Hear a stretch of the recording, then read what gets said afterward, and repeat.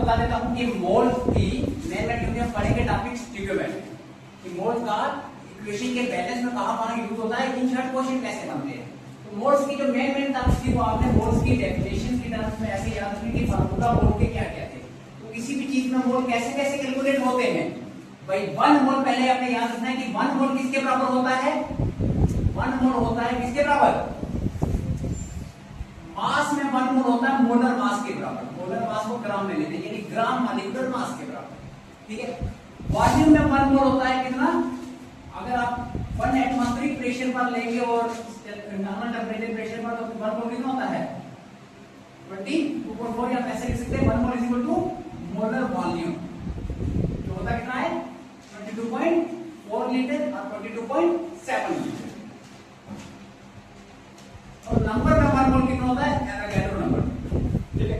और इसी तरह से नंबर ऑफ मोल निकालने हैं अगर तो नंबर ऑफ मोल के फार्मूले क्या थे, number of mole is equal to given mass upon molar mass, given mass upon molar mass. या फिर वॉल्यूम से निकालना होगा तो क्या होगा given volume upon molar volume, given volume upon molar, और मोलर वॉल्यूम फिक्स है। और नंबर से निकालना होगा तो गिवन नंबर अपॉन एवोगाड्रो। बस मोल को निकालने के यही तरीका है।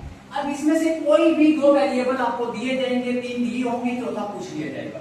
हो सकता है ये तो फिक्स है, तो ये नीचे वाली चीजें क्या है, ये तो फिक्स है 1 मोल की वैल्यू फिक्स है। हो सकता है आपको ये दिया हो ये पूछ लिया जाए, तो इन 2 इक्वेशन को यूज करना है। ये दिया हो ये पूछ लिया जाए, मेरे बात में नंबर दिया हो वॉल्यूम पूछ लिया जाए, वॉल्यूम दिया हो मास पूछ लिया जाए, या फिर नंबर ऑफ मोल दिए होते हैं नंबर पूछ लिया जाता है। इन्हीं में से कोई एक पूछ लिया जाता है, तो बस इन्हीं को इक्वेट करके अपने निकाल लेना है। सिर्फ पता ये करना है कि कौन सी चीज पूछी गई है, समझ रहे बात। उसमें क्या देखना आपको, कौन सी चीज पूछी गई है। अब इस मोल के बाद एक चीज और जो मैंने आपको पहले बताई थी कि एक चीज होती है वेपर डेंसिटी। थोड़ा छोटा सा टॉपिक है लेकिन बहुत इंपॉर्टेंट है। कल मैंने आपको बताया था क्या कि पहले डेंसिटी क्या होती है। डेंसिटी क्या होती है भाई, टोटल मास कितना है डिवाइडेड बाई टोटल वॉल्यूम कितना है। तो डेंसिटी बेसिकली क्या होता है, मास और वॉल्यूम की रेशियो। डेंसिटी क्या होता है, ratio of mass is to volume, यानी 1 सेंटीमीटर क्यूब या 1 यूनिट वॉल्यूम के अंदर कितना मास होगा, समझ रहे बात है। यूनिट वॉल्यूम के अंदर कितना मास होगा उसको क्या बोलते हैं डेंसिटी, उसको क्या बोलेंगे डेंसिटी। अब डेंसिटी एक चीज की क्या होती है, density intensive property. Intensive property पता नहीं क्या होती है, मतलब डेंसिटी चाहे मैं इस पेन की अगर मैं बोल दूं कि इस पेन की डेंसिटी है कितनी 0.5 ग्राम पर सेंटीमीटर, 1 मिलीलीटर का मास कितना है 0.5 ग्राम है। तो चाहे मैं पेन इतना सा तब भी उसकी डेंसिटी उतनी होगी, चाहे पूरा पेन लो तो भी उसकी डेंसिटी उतनी होगी, समझ रहे बात। डेंसिटी और पेन 2 पेन ऐड करने से डेंसिटी चेंज नहीं होगी चेंज नहीं होगी। अगर पानी की डेंसिटी है 1 ग्राम पर सेंटीमीटर तो चाहे पानी एक ग्लास के अंदर उसकी भी डेंसिटी उतरी है, पानी 1 ग्राम पे ले ले तो भी डेंसिटी उतरी है। यानी पानी की क्वांटिटी पर डेंसिटी डिपेंड नहीं करती, जो प्रॉपर्टी क्वांटिटी पर नहीं डिपेंड करती है। यानी और ऐड करने से प्रॉपर्टी इंक्रीज नहीं होती, उस प्रॉपर्टी को बोलते हैं इंटेंसिव प्रॉपर्टी। क्या बोलते हैं इंटेंसिव प्रॉपर्टी। तो डेंसिटी क्या होती है इंटेंसिव प्रॉपर्टी है। अब ये डेंसिटी 2 तरह की होती है। एक कौन सी, पहले मैंने जो आपको बताई थी, एक कौन सी होती है रिलेटिव और एक एब्सोल्यूट। एक होती है एब्सोल्यूट डेंसिटी, एक होती है एब्सोल्यूट डेंसिटी और एक होती है रिलेटिव डेंसिटी। कौन सी होती है रिलेटिव डेंसिटी। रिलेटिव किसी चीज के रिलेशन में होगी, एब्सोल्यूट होगी एक्चुअल वैल्यू डेंसिटी होगी। अभी हम हम सॉलिड और लिक्विड के लिए देखते हैं, तो पहले for solid and liquid, solid and liquid के लिए जो एब्सोल्यूट डेंसिटी होगी, कौन सी? एब्सोल्यूट डेंसिटी के लिए एक्चुअल डेंसिटी किसके बराबर होगी? वो absolute density is equal to total mass upon total volume. जो सब्सटेंस का मास कितना है डिवाइडेड बाय उसका उतने मास का कितना वॉल्यूम है। यानी अगर मास आपने 5 ग्राम लिया तो हमने देखना 5 ग्राम का कितना वॉल्यूम है। तो इस रेशियो को क्या बोलेंगे? डेंसिटी। क्या बोलेंगे? डेंसिटी। लेकिन कभी कभी क्या किया जाता है कि डेंसिटी को, इस सब्सटेंस की डेंसिटी को वाटर की डेंसिटी के साथ कंपेयर किया जाता है। किसके साथ? वाटर की डेंसिटी के साथ। तो जब चीज वाटर की डेंसिटी के साथ कंपेयर होती है तो उसको क्या बोलते हैं? क्या बोलते हैं? Specific gravity. क्या बोलते हैं? Specific gravity. कल मैंने आपको बताया था। तो दूसरी को क्या बोलते हैं? Specific gravity. तो ये बेसिकली रिलेटिव डेंसिटी है सॉलिड लिक्विड की। तो ये स्पेसिफिक ग्रेविटी क्या होता है? रिलेटिव डेंसिटी किसकी? किसी भी सॉलिड लिक्विड सब्सटेंस की, यानी डेंसिटी ऑफ सब्सटेंस, यह है रिलेटिव डेंसिटी। ये है क्या? किसी भी सब्सटेंस की है तो क्या होगी? डेंसिटी ऑफ सब्सटेंस, जिस भी सब्सटेंस की आपने डेंसिटी निकालनी है बस वो सॉलिड लिक्विड होना चाहिए, अपॉन डेंसिटी ऑफ वाटर। समझ आए बात? ये डेंसिटी वाटर के रिलेशन में है कि वाटर के कंपैरिजन में डेंसिटी कितनी है। और वाटर की डेंसिटी 4 डिग्री पर कितनी होती है? 1। वाटर की डेंसिटी कितनी होती है? 1।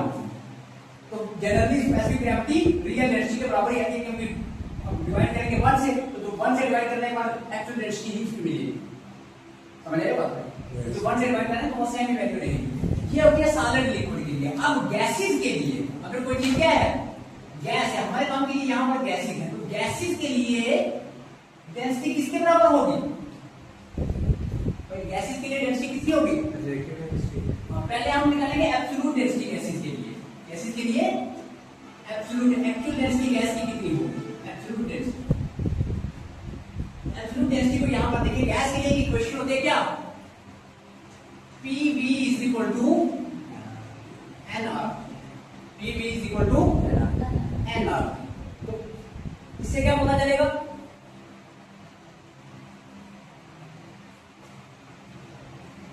अच्छा, और डेंसिटी क्या होता है? Mass upon volume. डेंसिटी क्या होता है? Mass upon volume. तो वॉल्यूम को यहां से मैं नीचे कर दूंगा, तो यहां से क्या आ जाएगा? अगर आप 1 मोल गैस लेंगे तो 1 मोल गैस का मास कितना होगा? Molar mass. 1 मोल गैस का कितना मास होगा? Molar mass. तो अगर इसको मैं ले लूं 1 मोल N इक्वल टू 1 मोल, तो 1 मोल का मास कितना होगा? 1 मोल गैस किसके बराबर होगी? उसका मास कितना होगा? मोलर मास के बराबर। मास कितना होगा? मोलर मास के बराबर। तो मोलर मास, और इसको मैं नीचे कर दूंगा तो क्या आ जाएगा? P इनटू नंबर ऑफ मोल के लिए क्या ले लेंगे? 1 मोल का मास कितना होगा? Molar mass. क्या हो जाएगा? मोलर मास अपॉन इनटू, आगे डायरेक्ट करने पड़ेंगे। आप सीधा सीधा लिखेंगे, डायरेक्ट करेंगे तो और लिखेंगे। आप सीधा लिख लें। इसके लिए वेपर डेंसिटी किसके बराबर होती है? गैसेस के लिए P into M upon R किसके बराबर होती है? गैसेस वाली इक्वेशन में इसको फिर ट्राई करेंगे। यहां पर शॉर्ट से जितना कम हो सके उतना लिखना है हमने इस नोट पर। P into M upon R। बस N और V को कैंसिल करके हमने क्या लाया है? N को 1 मोल लिया है, 1 मोल का मास होता है, मोलर मास के बराबर, उसी की जगह लिख दिया गया है मोलर मास आ गया है। क्या गया है? मोलर मास आ गया है। ठीक है, ये होती है गैस की एब्सोल्यूट डेंसिटी। क्या होती है? Absolute density. Absolute density gas की किस पर डिपेंड करती है? प्रेशर और टेम्परेचर पर डिपेंड करती है। किस पर डिपेंड करती है? प्रेशर और टेम्परेचर पर डिपेंड करती है। ठीक है, M गैस का मॉलिक्यूलर मास है या मॉलिक्यूलर वेट। अब एक और गैस की जो रिलेटिव डेंसिटी होती है, तो रिलेटिव डेंसिटी गैस की किसके बराबर होती है? यहां से हम निकालेंगे जो हमारे टर्म है, एक्चुअल में जो हमें पढ़ना है वो क्या है? यहां से ये वाली चीजें इतनी काम की नहीं थी, इसलिए मैंने इसको खोलने लिया है। बता दूं इसको? अभी हमारा अभी ध्यान से स्टार्ट होता है वेपर डेंसिटी। तो आप हेडिंग डाले vapour density. Vapour density. Vapour density आपने जैसे 12th में पढ़ा था, तो वेपर 11th में पढ़ा था, वेपर डेंसिटी होती क्या है कि किसी गैस की डेंसिटी कितनी है डिवाइडेड बाय हाइड्रोजन की डेंसिटी कितनी है। यानी ये रिलेशन किसके साथ है, हाइड्रोजन के कंपैरिजन में उसकी डेंसिटी कितनी है। तो ratio of density of gas to the density of hydrogen, और दोनों का टेम्परेचर प्रेशर सेम। यानी ये मैंने हाइड्रोजन गैस ली है, जितनी हाइड्रोजन गैस का टेम्परेचर होगा और जितना इसका प्रेशर होगा उतनी ही दूसरी गैस ली, उतना ही उसका भी टेम्परेचर है, उतना ही उसका भी प्रेशर है। तो इस टाइम पर इस गैस की डेंसिटी डिवाइडेड बाय हाइड्रोजन की डेंसिटी, इस रेशियो को बोलते हैं क्या, वेपर डेंसिटी। क्या बोलते हैं, वेपर डेंसिटी। तो वेपर डेंसिटी किसके बराबर होता है, vapour density is equal to density of, vapour density of any gas, कोई भी गैस एक्स वाई हो सकती है, डेंसिटी ऑफ गैस, कोई भी gas upon density of hydrogen gas, density of gas upon density of hydrogen gas. समझ आएगा बात? अच्छा, दूसरी चीज मेरे को ये होता है कि डेंसिटी मैंने आपको बोला कि इंटेंसिव प्रॉपर्टी होती है, तो चाहे मैं जितनी मर्जी पूरे सिलेंडर में हाइड्रोजन लूं उसकी भी डेंसिटी उतनी होगी, चाहे मैं थोड़ी सी गैस लूं उसकी भी डेंसिटी उतनी होगी। तो मैंने क्या किया कि मैंने हाइड्रोजन कितनी ले ली, हाइड्रोजन का वॉल्यूम ले लिया 22.4 लीटर। कितना ले लिया, 22.4 लीटर हाइड्रोजन गैस ले ली, और कितने टेम्परेचर प्रेशर पर, स्टैंडर्ड टेम्परेचर प्रेशर पर, ठीक है, यानी 1 एटमॉस्फेयर पर स्टैंडर्ड पर। और दूसरी गैस भी मैंने कितनी ले ली, इतनी ले ली, कितनी 22.4 लीटर, इसी स्टैंडर्ड टेम्परेचर प्रेशर पर। समझ आए बात? दोनों गैसेस को मैंने क्या ले लिया, स्टैंडर्ड टेम्परेचर प्रेशर पर ले लिया। एक में ली हाइड्रोजन गैस कितनी ली 22.4 लीटर, और दूसरे में क्या ले ली, कोई भी गैस है, एक्स गैस थी, एक्स गैस में कितनी ली 22.4 लीटर। भाई चाहे मैं 2 मिलीलीटर गैस लेता तो भी डेंसिटी उतनी होगी, क्योंकि डेंसिटी इंटेंसिव प्रॉपर्टी है, 2 मिलीलीटर की डेंसिटी भी उतनी होगी, 20 लीटर की डेंसिटी भी उतनी होगी। तो मैंने कितनी ले ली, फिक्स ले ली 22.4 लीटर। 22.4 लीटर इसलिए ली क्योंकि 22.4 लीटर गैस कितनी होती है, 1 मोल। कितनी होती है, 1 मोल। तो एक्चुअली में मैंने ये गैस, हाइड्रोजन गैस कितनी ले ली है, 1 मोल। तो एवोगैड्रो ने क्या बोला कि अगर गैसेस का वॉल्यूम इक्वल है तो उनके मोल भी इक्वल होंगे। तो इन गैसेस का वॉल्यूम इक्वल है, तो इसका मतलब एक्स गैस के भी कितने मोल हैं, 1 मोल। क्योंकि अगर इन दोनों का वॉल्यूम सेम है तो इनके मोल भी क्या होंगे, सेम होंगे। तो दोनों का 1 मोल है, दोनों का कितना मोल है, 1 मोल। समझ रहे बात में? अब 1 मोल गैस का मास कितना होता है, मोलर मास के बराबर। 1 मोल गैस का मास कितना होता है, मोलर मास के बराबर। इसका मतलब इसका मास कितना होगा, इसका मास कितना होगा, mass is equal to molar mass of hydrogen. और इसका मास कितना होगा, इसका भी मास कितना होगा, mass is equal to molar mass of x. समझ रहे बात है? तो ये कितनी, इसका मास कितना होगा, मोलर मास ऑफ हाइड्रोजन कितना होता है 2 ग्राम, इसका मास कितना होगा 2 ग्राम। तो इसका मास कुछ भी मान लेते हैं हम, एक्स है तो इसका मास को मान लेते हैं, जो भी इसको हम ऐसे लिख सकते हैं मोलर मास ऑफ एक्स। जितना इसका मोलर मास होगा उतना इसको ले लेते हैं, इसका मोलर मास ऑफ एक्स ग्राम होगा, जितना मोलर मास होगा उतना ही ले लेते हैं। वॉल्यूम दोनों का कितना है 22.4 लीटर, कितना है। और डेंसिटी का फार्मूला क्या होता है, mass upon volume. Mass upon volume. तो डेंसिटी का फार्मूला, मास कितना है इसका 2 ग्राम। तो बेसिकली मास मैंने 1 मोल लिया, तो 1 मोल के लिए 1 मोल का मास कितना होता है, मोलर मास अपॉन वॉल्यूम कितना है 22.4 लीटर।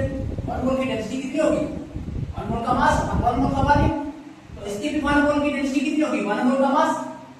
1 मोल का मास कितना होता है, मोलर मास कितना, और 1 मोल का वॉल्यूम कितना होता है 22.4 लीटर। समझ आए बात? तो दोनों की मैंने डेंसिटी अलग अलग निकाली, दोनों की डेंसिटी अलग अलग निकाली। तो यहां से हमको पता चला वी नो फॉर 1 मोल, अगर मैं 1 मोल लूं, ठीक है, तो 1 मोल के लिए तो डेंसिटी ऑफ हाइड्रोजन गैस किसके बराबर होगा, mass of 1 mole hydrogen upon volume of 1 mole hydrogen. क्या होगा, mass of 1 mole hydrogen upon volume of 1 mole hydrogen. और density of X, X gas की डेंसिटी किसके बराबर होगी, कोई भी गैस एक्स ले लेते हैं, तो यहां में सीधा लिखो डेंसिटी ऑफ गैस किसके बराबर होगी? मोलर मास ऑफ, यानी मास of 1 mole of gas, mass of 1 mole gas upon volume of 1 mole gas. अरे यही तो होता है। एफिशिएंसी क्या होता है? मास कितना है और वॉल्यूम कितना है। मास कितना होता है 1 मोल का, तो बोलते हैं मोलर मास। तो इसका मतलब हाइड्रोजन की डेंसिटी किसके बराबर होगी? Molar mass of hydrogen upon molar volume 22.4 litre. तो गैस का भी डेंसिटी कितनी होगी? Molar mass of gas upon 22.4 litre. बात क्लियर होगी? समझ रहे बातें? तो इन दोनों गैस की रेशियो को क्या बोलते हैं? Vapour density. इसका मतलब वेपर डेंसिटी किसके बराबर होगी? तो therefore vapour density is equal to, vapour density किसके बराबर आ जाएगी? Vapour density is equal to, अब ये लिखा है ना डेंसिटी ऑफ गैस, तो डेंसिटी ऑफ गैस किसके बराबर है? Molar mass of gas upon 22.4। तो क्या आ जाएगा? Molar mass of gas upon 22.4 litre upon density of hydrogen. तो डेंसिटी ऑफ हाइड्रोजन कितना है? Molar mass of H2 upon 22.4 litre. तो ये 1 2 पॉइंट ऐसे हैं, molar mass upon 22.4 upon molar mass upon 22.4। तो ये 2 और 4 में कट जाएंगे, 22.4 कट जाएंगे। आप ऐसे भी कर सकते हैं कि इसको उल्टा करके आगे मल्टीप्लाई हो जाएगा तो उल्टा हो जाएगा, 22.4 नीचे आ जाएगा, मोलर मास ऊपर चला जाएगा। समझ रहे हो? ये कट जाएगा, क्या जाएगा? 22.4 ऊपर चला जाएगा, मोलर मास नीचे आ जाएगा, तो ये कट जाएगा आगे जाके, ये कट गया। अब क्या बच गया आपके पास?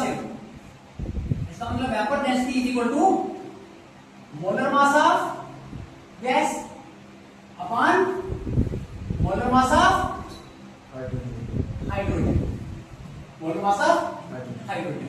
तो मोलर मास ऑफ हाइड्रोजन होता कितना है? वेपर डेंसिटी ऑफ गैस या किसी भी गैस की वेपर डेंसिटी का फॉर्मूला है। तो molar mass of gas upon hydrogen का मोलर मास कितना होता है? 2। वो हाइड्रोजन एटम है ना, मॉलिक्यूलर मास कितना होता है इसका? 2। कितना हो गया? 2। इसका मतलब vapour density is equal to किसके बराबर होती है किसी भी गैस की वेपर डेंसिटी?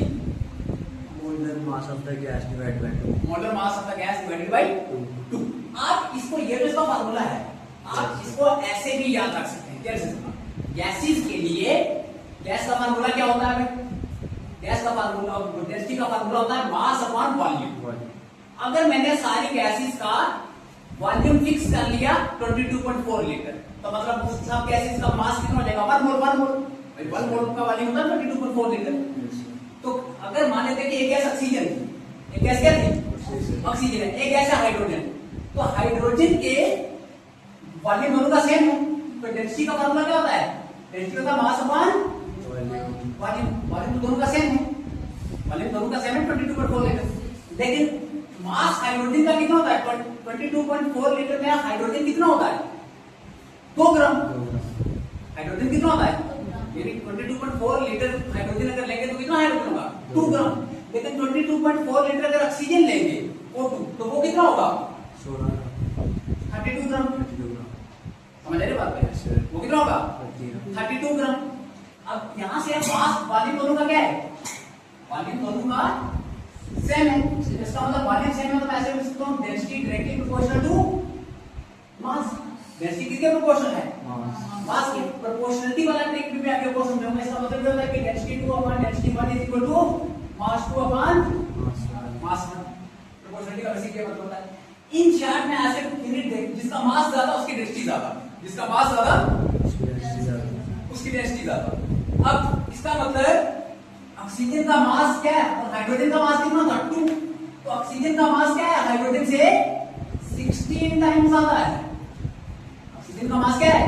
हाइड्रोजन से 16 टाइम्स ज्यादा है। वेपर डेंसिटी यही होता है कि किसी गैस की डेंसिटी हाइड्रोजन से कितनी ज्यादा है।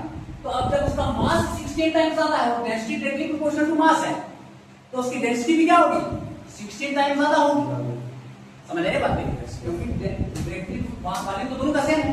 जब उसका मास 16 टाइम्स ज्यादा है तो उसकी डेंसिटी भी 16 टाइम्स ज्यादा होगी। इसका मतलब वेपर डेंसिटी ऑफ ऑक्सीजन कितना होगा?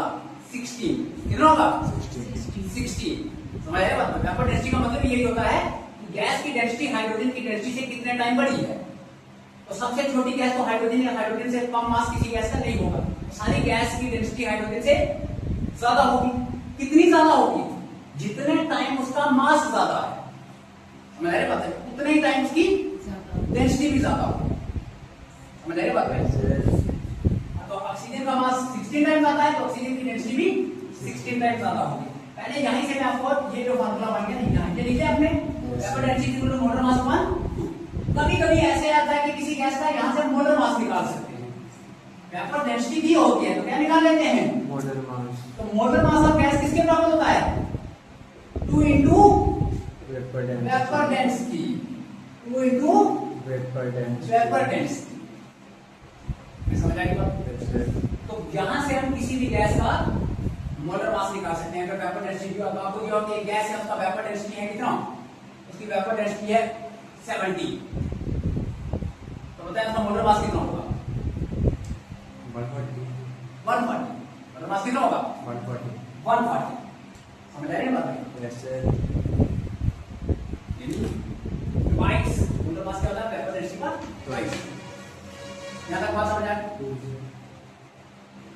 बात समझ आ गई? बता दे सर बस एक इसको रोक दो। इसको रोक। अगली चीज आपने याद रखना है, vapour density basically vapour density की यूनिट क्या होगी? ग्राम पर सेंटीमीटर क्यूब। भाई इस ये थी डेंसिटी ऑफ गैस तो इसकी यूनिट क्या थी? ग्राम पर सेंटीमीटर क्यूब। समझे? ग्राम पर मिली ये भी डेंसिटी थी, इसके यूनिट क्या थे? ग्राम पर सेंटीमीटर क्यूब। ग्राम पर centimetre cube, gram centimetre cube काट दीजिए। वेपर डेंसिटी के कोई यूनिट, क्योंकि ये रिलेटिव डेंसिटी है, रिलेटिव के कोई यूनिट नहीं होते। रिलेटिव दो चीजों को कंपेयर कर रहे हैं हम। तो vapour density is a unitless quantity. It is unitless quantity. इसके कोई यूनिट नहीं होते। डेंसिटी के यूनिट होते हैं, वेपर डेंसिटी के नहीं होते, क्योंकि ये रिलेटिव डेंसिटी है। ये दो डेंसिटी का कंपैरिजन है। समझ आए बात में? ये क्या है? दो डेंसिटी का कंपैरिजन है। अब इस वेपर डेंसिटी के ऊपर एक क्वेश्चन देखते हैं। अब लिखिए क्वेश्चन।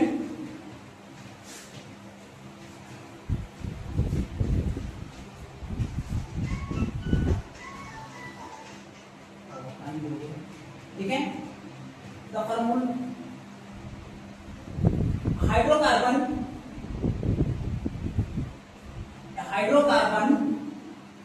समझे ना? Yes sir. Alkane alkene alkyne वगैरह को देता है हाइड्रोकार्बन में अल्केन का फार्मूला, जनरल फार्मूला क्या होता है? CnH2n+2 H2n+2। एक हाइड्रोकार्बन है जिसमें CnH2n+2 ये एक अल्केन है और उस अल्केन की वेपर डेंसिटी कितनी है? Has vapour density is equal to 29। उसकी वेपर डेंसिटी कितनी है? 29। तो बताएं what is value of n? यानी आपको नंबर ऑफ कार्बन और नंबर ऑफ हाइड्रोजन पता करना है। n पता होगा तो नंबर ऑफ कार्बन और नंबर ऑफ हाइड्रोजन पता चलेंगे। तो बताएं n कितना होगा? हो जाएगा या मैं करूं? करवा दो जरा। ठीक है, सुनिए, पहले हमको क्या करना है? इसका मॉलिक्यूलर वेट पता करना है। क्या करना है? मॉलिक्यूलर मास पता करना है। मॉलिक्यूलर मास पता करेंगे तो अपने आप इसके साथ फिट करेंगे मॉलिक्यूलर मास को, की वैल्यू आ जाएगी। तो मॉलिक्यूलर वेट कितना होगा? इसका मॉलिक्यूलर मास किसके बराबर होता है? अभी फार्मूला होता है 2 into वेपर डेंसिटी। तो molecular mass is equal to 2 into vapour density. तो मॉलिक्यूलर मास कितना हो जाएगा? 2 into 29। तो कितना हो जाएगा? 58। तो इसका मतलब इसका मोलर मास कितना है? 58 ग्राम पर मोल। समझाई बात है? इसका मोलर मास कितना है? 58 ग्राम पर मोल। और इन सारे एटम का वेट मिलाकर कितना है? 58। भाई मोलर मास होता है किसके बराबर है? Mass of molecule. सारे एटम के मास को ऐड करके तो 58 होता है। समझाई बात? इसका मतलब also molar mass is equal to, molar mass इसका होगा किसके बराबर? n time carbon. Yes sir. n into mass of carbon, n carbon है ना, प्लस किसके बराबर है 2n plus 2 क्या है इसमें into mass of hydrogen, 2n plus 2 hydrogen है और n कार्बन, तो n into mass of carbon, ये कितने कार्बन है plus 2n plus 2 into mass of hydrogen, तो ये क्या आ जाएगा n into mass of carbon कितना होता है 12 plus 2n plus 2 into mass of hydrogen कितना होता है 1। समझ आ रही बात है? इसका मतलब क्या आ जाएगा 12 into n 12n plus 2n plus 2, इसका मोलर मास ये, यहां से जब सारे एटम के मास को ऐड करेंगे तो मोलर मास कितना आएगा इतना आएगा, और मोलर मास हमने निकाला हुआ है कितना 58, इसका मतलब ये किसके बराबर है 58 के बराबर है, तो therefore 12n plus 2n plus 2 is equal to 58, तो 12n plus 2n कितना हो गया 14 है, 14n is equal to 58, 2 इधर जाकर माइनस का हो जाएगा, तो 14n is equal to 56, n is equal to 56 upon 14, n is equal to 14 for the 56, n is equal to 4, n कितना है 4, तो देयरफॉर फार्मूला क्या बन जाएगा n की जगह 4 पुट कर देंगे, फार्मूला क्या आ जाएगा C4H 2 into 4 8 plus 2 10, मतलब फार्मूला इसका फॉर्मूला क्या होगा C4H10, तो बेसिकली ये ब्यूटेन, ठीक है तो ये ब्यूटेन गैस की जिसकी वेपर डेंसिटी 29 थी और इसका मोलर मास कितना था 58, समझ आ गई बात? लेकिन आपको क्या करना था वेपर डेंसिटी दी हुई थी, मोलर मास निकल गया, और एक मोलर मास का आपको बताइए कि सारे एटम को सम करके मोलर मास आता है, तो हमने सारे एटम को सम किया, सारे एटम को सम करके ये आ रहा, सारे एटम को सम करके यही तो आया भाई, carbon n into mass of carbon plus 2n into 2 into mass of hydrogen, यही तो थे, वो सम करके ये आया, और मोलर मास 58 हमको पता था, दोनों को इक्वेट किया, n की वैल्यू आ गई, n की वैल्यू डालेंगे तो मोल का फार्मूला आ गया, समझ आ गई बात? क्लियर है? अब एक और एग्जांपल लिखें, बता दो इसको, अगली एग्जांपल लिखें, vapour density of gas is 11.2, एक गैस है जिसकी वेपर डेंसिटी कितनी है 11.2, a gas has vapor density is equal to 11.2, आपको बताना क्या है the volume occupied by 11.2 gram of this gas, at STP, याद रखना STP में आजकल 22.7 लिया जाता है, लेकिन अगर आपको क्या दिया हो 1 ATM दिया हो तो 22.4 लेना है, अगर 1 बार दिया हो तो 22.7 लेना, तो ये मैं 1 ATM में बता रहा हूं, तो 1 ATM में बताएं कि गैस की वेपर डेंसिटी इतनी है, और तो बताएं 11.2 ग्राम गैस का वॉल्यूम कितना होगा। अब भाई गैस के वॉल्यूम का निकालने का फार्मूला क्या था, ये नंबर ऑफ मोल का फार्मूला क्या होगा था, number of mole is equal to given mass upon molar mass into given volume upon 22.4, तो हमको मास दिया हुआ है, वॉल्यूम पता करना है, इन दो इक्वेशन को हमको मेजर करना है, वॉल्यूम निकालना ना, मास दिया हुआ है तो वॉल्यूम निकालना है, लेकिन हमको क्या चाहिए उसके लिए मोलर मास, तो मोलर मास निकालने वेपर डेंसिटी, समझ रहे बात? वेपर डेंसिटी से मोलर मास निकालने, उसको इस फॉर्मूले में लगा दें,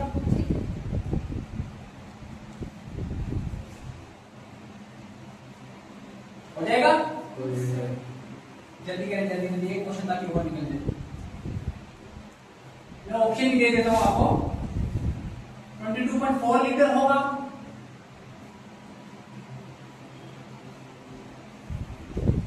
या फिर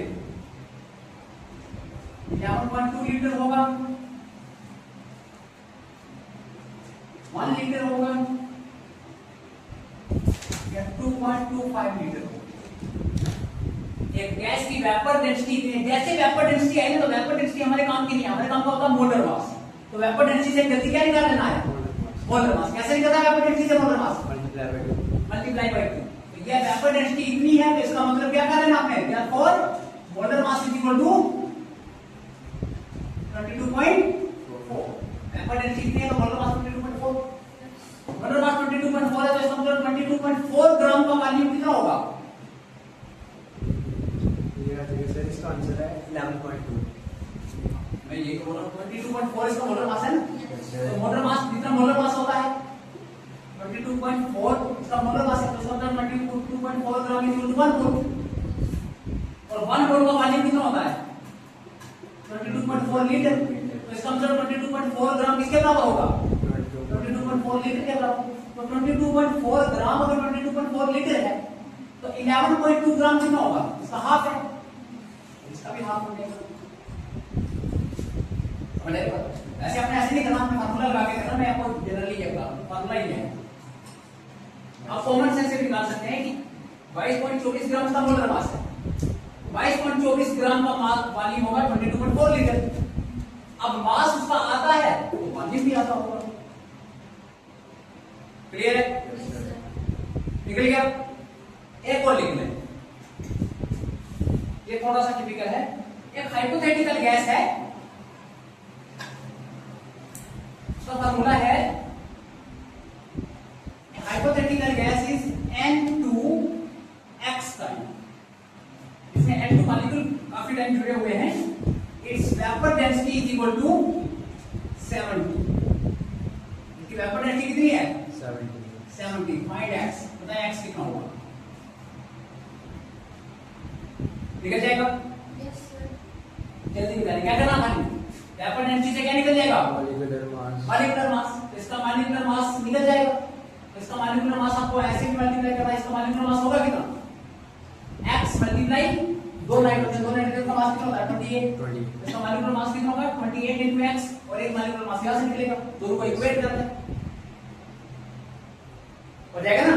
तो क्या करना है, वेपर डेंसिटी 70 है तो मॉलिक्यूलर मास कितना होगा 2 into vapour density, 2 into vapour density 2 into 70, 2 into 70 मतलब 140। तो मोलर मास इसका कितना हो जाएगा 140। लेकिन इसका फार्मूला ये है, तो फार्मूले से मोलर मास कितना होगा, तो फ्रॉम फार्मूले से मोलर मास किसके बराबर होगा, मोलर मास क्या होगा सम ऑफ ऑल एटम। तो मोलर मास कितना होगा x टाइम N2। N2 का मास कितना होता है, एक नाइट्रोजन का मास होता है 40, दो नाइट्रोजन का मास 28। 28 कितने बार है x टाइम, तो ये कितना हो जाएगा x multiply mass of nitrogen N2, तो क्या हो जाएगा x मल्टीप्लाई 28, कितना हो जाएगा 28x। इसका मास कितना आ गया 28x। फार्मूले से है 28x, वेपर डेंसिटी से है 140, दोनों का मोलर मास है, इसका मतलब 28x किसके बराबर है 140 के बराबर है।